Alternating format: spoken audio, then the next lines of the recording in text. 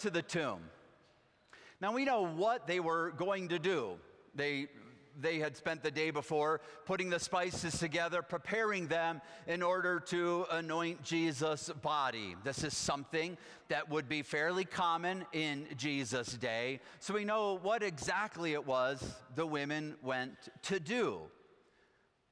But we know that as they headed toward the tomb, two things were going through their mind. One, how are we going to roll the stone away? I'm kind of surprised that hadn't been brought up the day before as they were preparing all the spices, to be honest. But they had a lot on their minds, I'm sure, so we'll give them a pass on that one. But the second thing is, they knew they were going to the tomb to hopefully get the stone moved away, that they would encounter a dead body that they would put the spices on. That's what they knew. Now, they had probably, maybe somewhere, been thinking, Jesus mentioned something about this. They might have even had this inkling toward Lazarus. I mean, Lazarus had been in the tomb for 4 days and been raised from the dead, but Lazarus had just been sick. Jesus had been crucified, and crucifixion was final. And so they went to the tomb knowing exactly what they would find until they arrived at the tomb. But in order to understand what it was that they really found there, we're going to need some young people up here to help us out. Deacon Deborah is going to come up. And if you don't have a driver's license yet, come on up and join us right up here.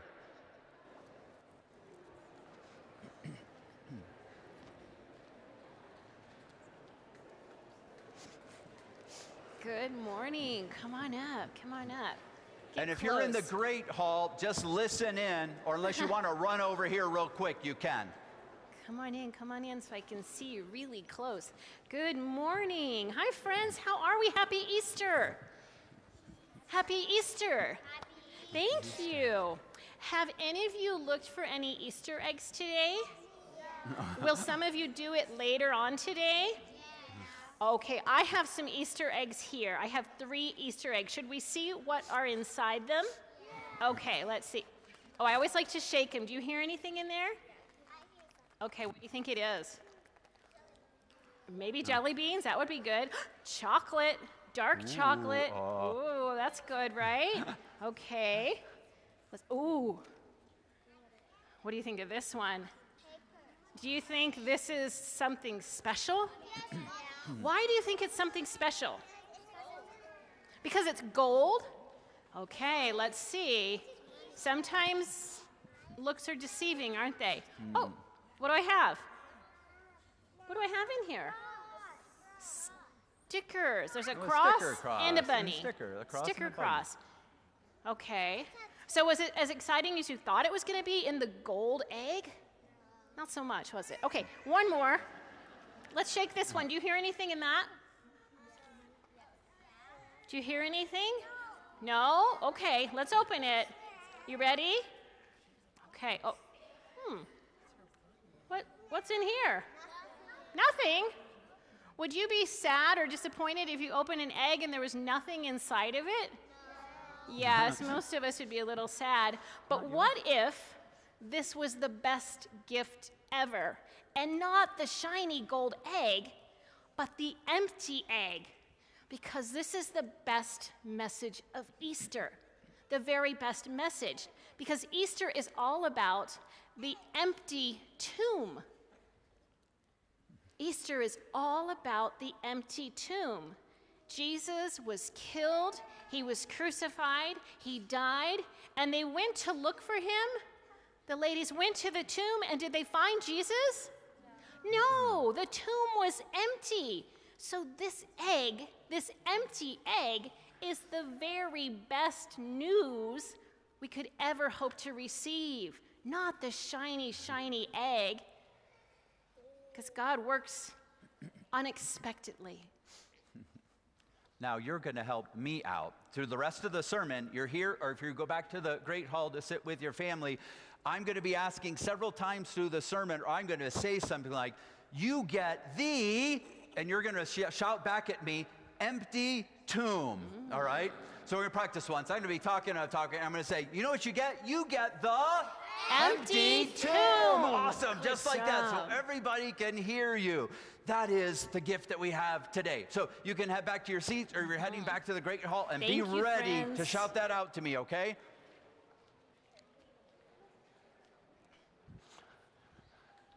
As they head back, I know parents, you're already thinking, can I get home and get the chocolate out of those eggs, for myself now? No, you still have to leave that in there for them.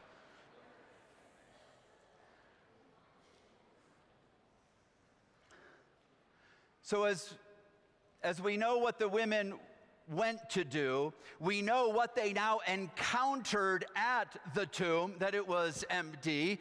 I also wondered a little bit, what was their actual motivation for going? I mean, I knew the process that they were planning, but what were they really thinking as they headed to the tomb, or even as they made preparations for it? I imagine that some people would have gone to the tomb purely out of love.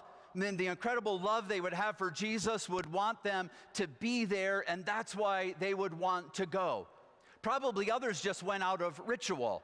Well, it's just what we do when somebody dies. We go to the tomb, we put spices on. This is the ritual that we've built up as a part of our lives, and so we just go.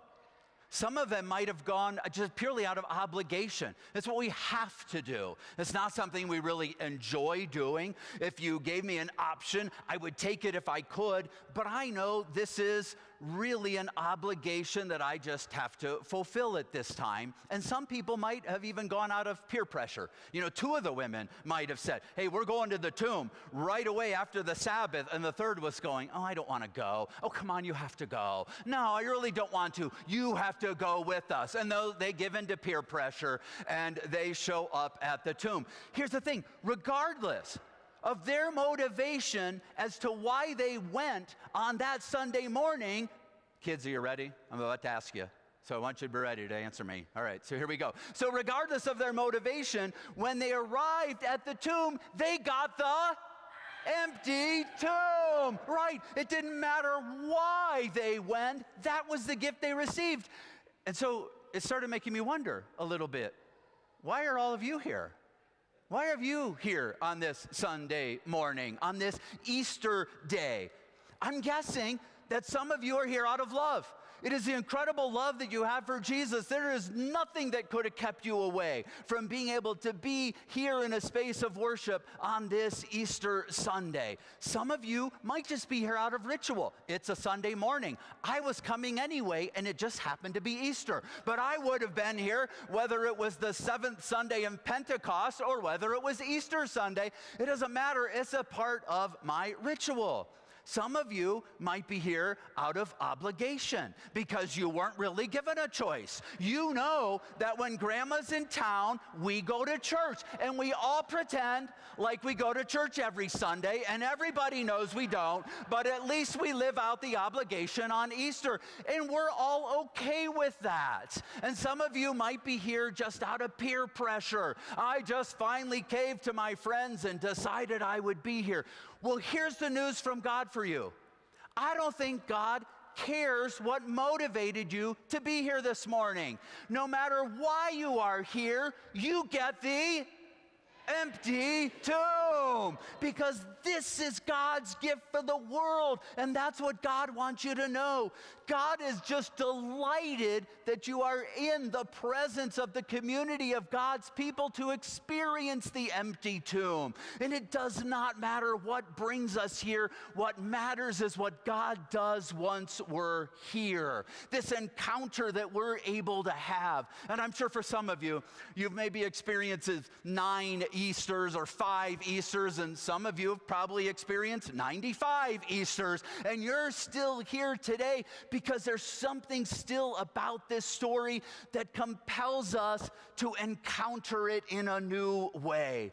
It's like that surprise when you've been invited to a party a month ago, and so you RSVP, oh, sure, I'll be there, because it sounded like a good idea at the time, and then that day comes, and you look and you go, oh, you look at the calendar, we got this party, we have to go, and then you're like thinking, can I get out it? No, you really can't, because you told them a month ago you're going to be there, and so you go, and it doesn't matter the motivation for why you're there, you just show up, and then when you're there, you run into an old friend, somebody you haven't seen in a while, and all of a sudden, everything about that day becomes a little more joyful. Or you've been thinking you've served the same thing at your Final Four party for like the last 4 years, and you're just looking for any new recipe that you can put in front of friends. And you find one there, and the person who made it gives you the recipe, and it's just so delightful to see what you encountered.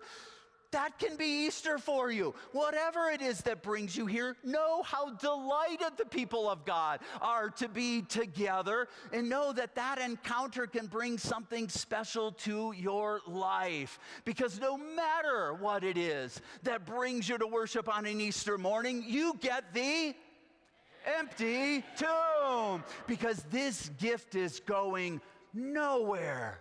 It is going to be here. It's been here for 2,000 years, and it's going to be here for another 2,000 years, and you get to encounter it anytime you put yourself in the presence of God. Now, we could say that now I know why you're here. We could say it doesn't matter why you're here, but actually, I know why you're here. Some of you are here because you know the music is going to be great. And some of you are here saying, why doesn't the chancel choir sing more K-Love songs? But they don't. That's not what they do. That's what Sounds of Praise did on last night. And you're here, some of you saying, well, I came in and I expected to be bored, and I'm still bored. If that's the case, I'm sorry, the choir will sing soon and we'll take care of all of it. Some of you are here just counting the minutes thinking, please let this be a traditional Lutheran worship service that only lasts an hour. And then you'll know that it can be over. There can be all kinds of things going through your mind in the midst of an Easter worship service, but it really doesn't matter what's going through your mind, because no matter what you're thinking, you still get the empty tomb, because that's what God has for you to encounter. But I know this, you would not have this encounter if it wasn't for the fact that sometime, somewhere, somebody testified to the empty tomb. As Peter came and talked to the people, as Anel read for us in that book of Acts, Peter talks about the fact that they were witnesses, which means they told people about it. They testified to the fact that the tomb was empty, because when the tomb was empty, it let us know that it wasn't simply that Jesus wasn't there, but the fact that all of the love that God could pack into Jesus Christ, all of the grace that God could pack into Jesus Christ, all of the mercy for the world that God had for us was shoved into that tomb with Jesus on that Good Friday, but the tomb could not contain that kind of love, that kind of grace, that kind of mercy on Sunday morning. All of that burst forth for the world. The women might have said, oh, it looks like we came for nothing when they encountered the empty tomb. But what they soon realized is they came for everything. Everything that God had in store for the world was burst open from that tomb and is upon all of us now. And we're here because somebody chose to testify to the empty tomb.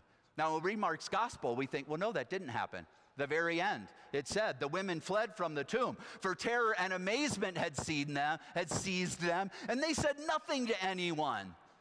You ever had something happen to you that was so amazing or so terrifying, and you go to somebody and go, oh my gosh, I can't even tell you what happened. It was so scary, I can't even tell you what happened to me. And what's the first question they ask you? What happened? What's the first thing you do? Tell them. Exactly. That's what happened. Something that can be so terrifying and so amazing that you could never tell anybody about it, you have to tell. And so the women did. The women told, and people experienced, and the empty tomb continues to be alive for us today. And 2,000 years from now, people will still gather to celebrate the fact that the tomb was empty. Or will they? Will they, in 2,000 years, continue to gather There's a chance that they will. You are that chance. The world still needs people who will testify. The world still needs witnesses to the empty tomb. And so that is our call. Our call is to share this incredibly terrifying, amazing story that has been poured out for the world. And you might think, oh, Pastor, I can't do that. That's really not in me. This whole idea of testifying, that's not in me. But all I have to say is, Christ is risen. He is risen. Look at all you testifiers. That's just that easy. It's just that easy to proclaim that Christ is risen. The empty tomb is a gift for the world. Go share it. Amen.